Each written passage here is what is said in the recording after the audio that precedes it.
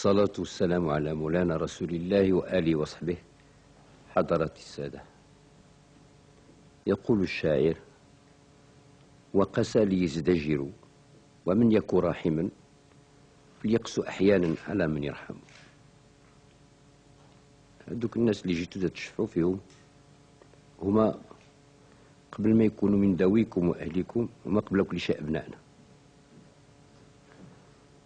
وفي بعض الأحيان التربية أو التأديب هي علامة المحبة، وكنا تنعتبرهم على أنهم ناس خارجين من العائلة والأسرة الكبيرة متاعنا، كون خديناهم في السيارة ووصلناهم لبعض الحدود، ولكن اعتبرنا أنهم ديالنا ومتاعنا.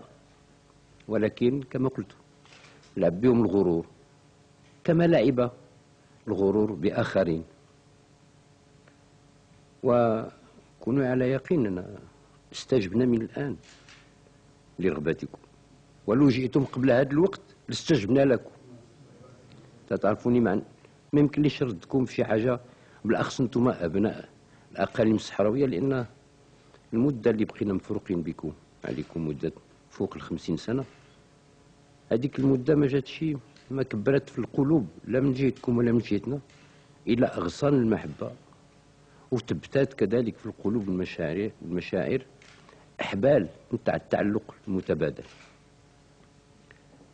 لي اليقين على أن حتى إخوانهم اللي مغرورين هما في الخارج لا زالت الأبواب مفتوحة لهم،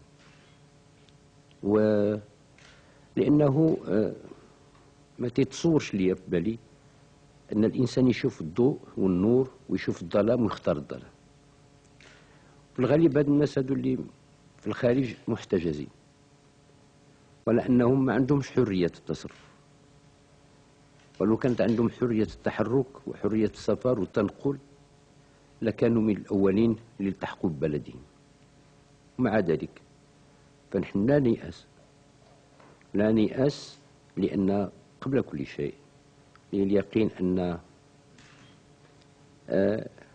الخلايا متاعهم والسلالة متاعهم اللي مكونين منها اللحم متاعهم ودمهم، كيفما كان كما تيقولوا عندنا في المثل تتعرفوه العامي: الدم تيغير، لا بدا واحد النهار ذاك الدم غادي يغير وتجي الغيره وغادي يلتحقوا.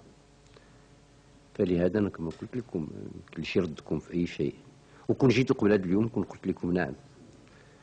وانا معتمد عليكم باش هذوك السادات لما يرجعوا لمحلاتهم باش انتم ضامنينهم على انه غادي يبقوا مستقيمين ويعرفوا الطريق الجاده. وهذه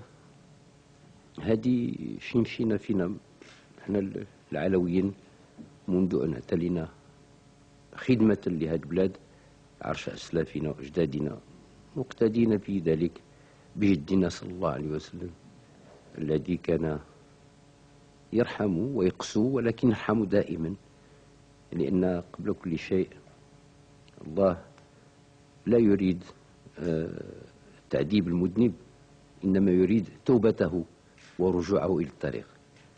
فسيروا على بركة الله وعرفوا، قولوا لخوتكم كلهم لا اللي في المجلس الاستشاري ولا غيرهم، إن مكانتكم في قلبنا راه هي مكانة خاصة، راه باقي ما تتعرفوش شنو مكانتكم عندنا.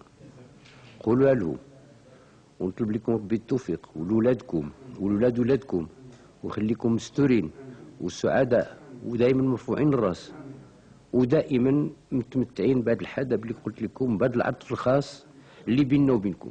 والسلام عليكم ورحمة الله.